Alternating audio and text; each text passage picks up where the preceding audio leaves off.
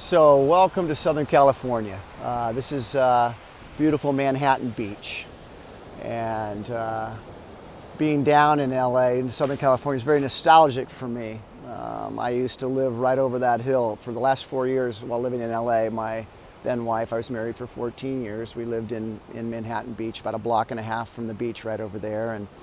And so, you know, just being down here is so full of charge with memories. In fact, here's one for you. When she announced that she was pregnant, you know, I walked down this beach and I sat straight down there, right there. And I stared right out there. And I sat here just stunned with the news. You know, if you're an actor, you don't even want a car payment. You know, it can just be so terrifying. As you're building your dream and your career in the probationary years, it's like, Jesus, you know, let me flip this around for a moment. Although I know, again, it's much better looking out at that than me, especially this morning disheveled look.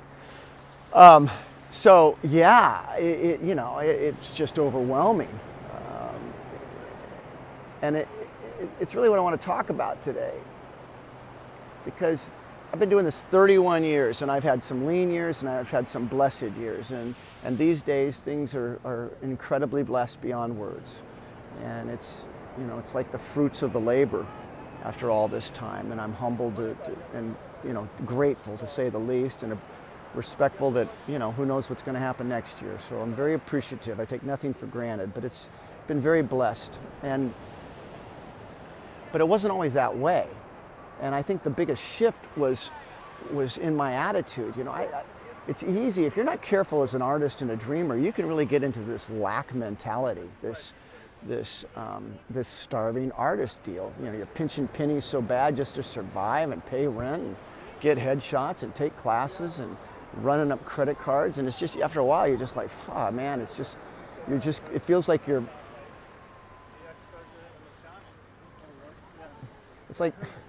it's like the blessings of the world are for others and not you, you know, as you struggle.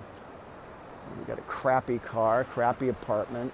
I remember buying a bag of potatoes, for real, this is for real, because you could cook them so many different ways. You could sustain yourself for quite a bit of time with just making different stuff.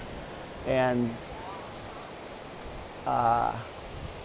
so here's another example. When my, again, then wife, we moved from here, from Manhattan Beach to Hawaii to take a sabbatical. Now, as cool as that sounds, we were just checking out, living in the middle of nowhere, man. It wasn't like we were like, we're in Hawaii, you know. We were just literally, but anyway, that's not the point. The point of the story is we were living off savings. We'd got a debt. We'd lived off savings, and we had a chart on the wall that charted, you know, our monthly expenses and what we had left, and each month it's like, and one day she walked in and she ripped it off the wall like a wild animal, just ripped it off. Said, I'm sick of that thing, and walked out. But I got it. You know, it was like, basically it was like a fear mirror, right? Here's your money dwindling.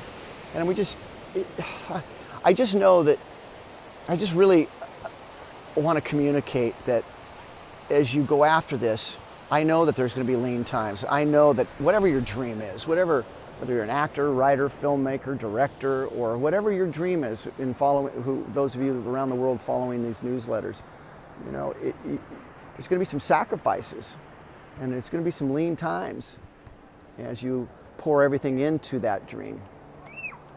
And I just want to stress the importance of here, one more. The other day when I was down here, I walked the beach of Malibu, and I walked that iconic part that you've all seen in movies, honestly, where it's like, you know, it's just movie star row. It's just these ridiculous homes on their own little private beach, if you will. And you know, as I walked the beach, I literally expected to find, thought movie star after movie star would go walking by. Of course, none did. But I felt like one. And that was a cool thing. It was a cool thing because I was struck by it. As I looked at these homes and I looked at these lives, these beautiful homes and these beautiful lives, these beautiful blessed careers. Obviously, if you're living here, you're rolling it down here, you know. And I think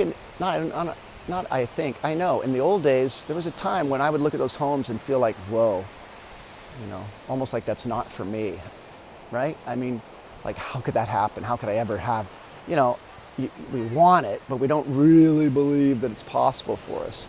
And it was really nice because I honestly believed and felt deserving of that and ready for that. And whether it happens or not is irrelevant. The point is that feeling inside about money, about just not coming from lack, not being that starving artist. Really watch that, okay? Watch that mentality, because I just see so many people, so many actors who just become so small because of it. Because they don't have quote unquote things, they feel like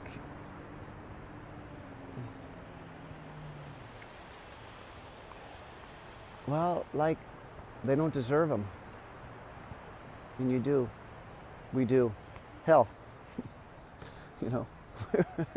us as much as anybody on this planet, us people daring to dream. That song from La La Land, man, I love that song. I love that song. I don't know even the words right now, but just that iconic song about here's to the dreamers, the fools, the ones crazy enough to dare to dream. We deserve abundance in all areas of our lives. So, if you don't believe that, though, if you're coming from lack, trust me, man, that's what's going to happen. So flip that if that's an issue in your life, please.